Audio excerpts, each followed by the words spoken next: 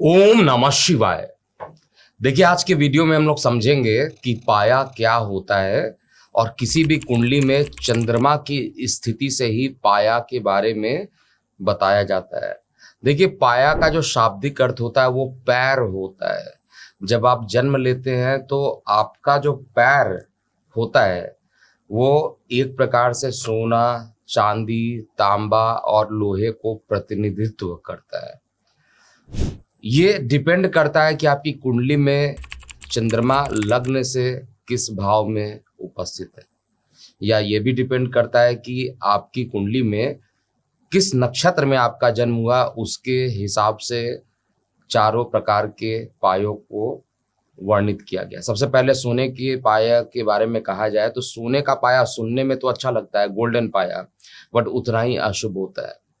परंतु अन्य ग्रहों की कुंडली से भी ये काफी प्रभावित होता है। अब गोल्ड के पाया के बारे में बताया जाए तो आप इसको ऐसे समझ सकते हैं, अगर आपकी जन्म कुंडली में चंद्रमा लगन से 1, 6 और 11वें पोजीशन पर है तो इसका मतलब आपका जन्म जो है स्वर्ण पाया में हुआ होगा।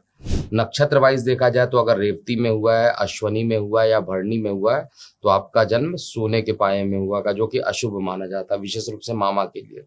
कुंडली में चांदी का पैर अगर आता है, अगर आप चेक कीजिएगा अवगड़ा चक्र में चांदी का पाया निकलता है तो बहुत ही शुभ माना जाता है।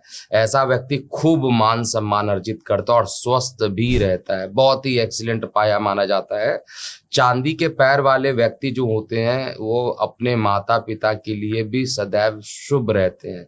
चंद्र राशि के हिसाब से देखा जाए तो अगर चंद्रमा लग्न के पोजीशन से अगर दूसरे स्थान पर हो, 5वें स्थान पर हो, 9वें स्थान पर हो तो कहा जाता है कि जातक का जन्म चांदी के पाए में हुआ है।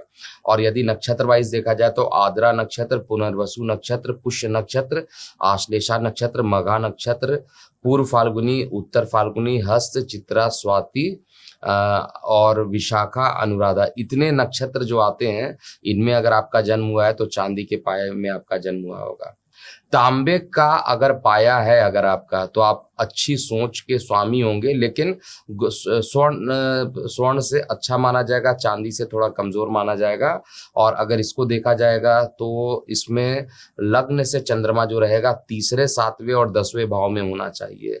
नक्षत्र वाइज देखा जाए तो ज्येष्ठा, मूल और पूर्वाषाढ़ कह सकते हैं, उत्तराषाढ़, धनिष्ठा, श्रवण, शतभिषा, उत्तर भाद्रपद और पूर्व भाद्रपद में अगर किसी का जन्म होता है तो वो तांबे का पैर लेकर जन्म लेता है।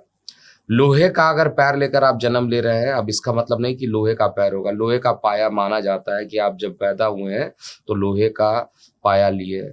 तो ये जो होता है तीसरे नंबर पे श्रेष्ठ माना जाता है, सबसे अच्छा तो चांदी, फिर उसके बाद आपका तांबा, उसके बाद लोहा और सबसे खराब सोना माना जाता है, जबकि गोल्डन पाया सुनने में अच्छा लगता है। ऐसे व्यक्ति जिनका जन्म लोहे के पाए से होता है वो भी थोड़ा कठिनाइयों से भरा उनका जीवन बिताना पड़ता है। और इसको कैसे चेक करेंगे, अगर आपकी जन्म कुंडली में लगन से चौथे, 8वें और 12वें पोजीशन पे चंद्रमा थे तो आपका जन्म लोहे के पाए में होगा। नक्षत्र वाइज चेक करें तो कृतिका, रोहिणी और मृगशिरा, इन नक्षत्र में अगर आपका जन्म हुआ है तो मृगशिरा नक्षत्र में, इन सभी नक्षत्रों में आप इन पाए में जन्म लिए होंगे, अर्थात लोहे के पाए में जन्म लिए होंगे। ओम नमः शिवाय।